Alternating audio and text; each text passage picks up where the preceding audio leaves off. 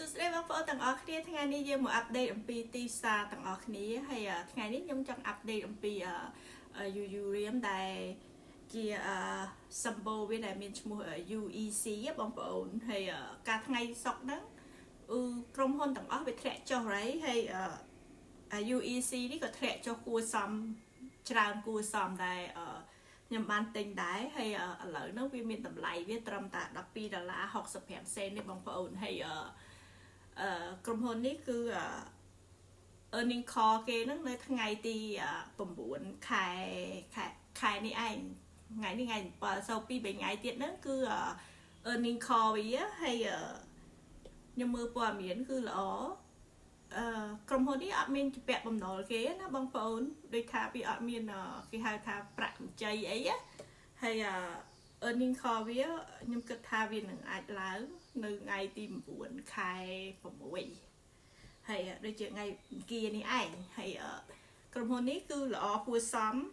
វាធ្លាប់ឡើងទៅដល់ដូចជា$16-17បងប្អូនប៉ុន្តែដោយសារតែឥឡូវហ្នឹងគឺទីផ្សារ market ហ្នឹងគឺវាទាញគ្រប់មុខគ្រប់ stock ចុះទាំងអស់ច្រើនណាមានតែ AI ឡើង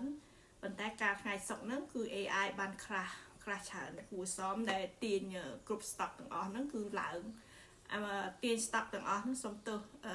ចុះទាំងអស់គ្នាហើយរួមនឹង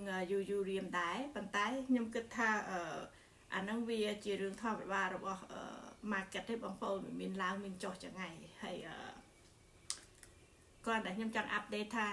ថ្ងៃទី9ខែអាទិត្យក្រោយអាទិត្យនេះមានដូចជា2ថ្ងៃទៀតហ្នឹងថ្ងៃទី9ហ្នឹងគឺ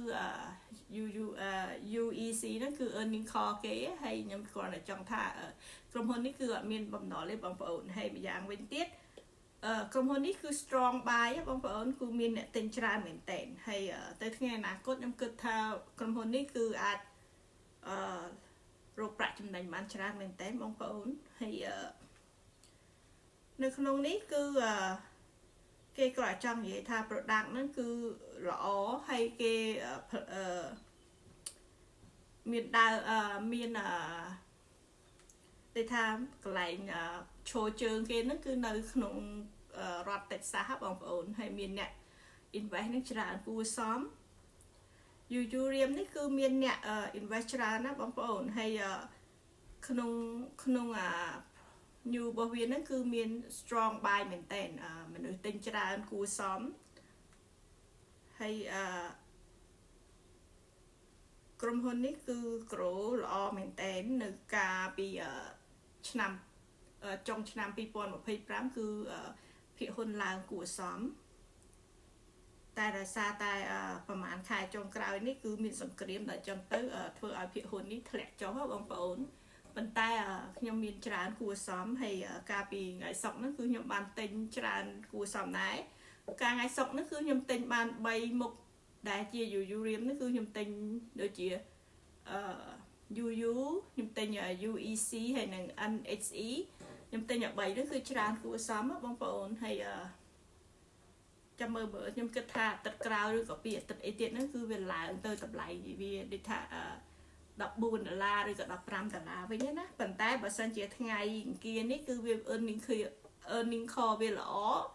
គឺវាអាចឡើងទៅលឿនជាងធម្មតា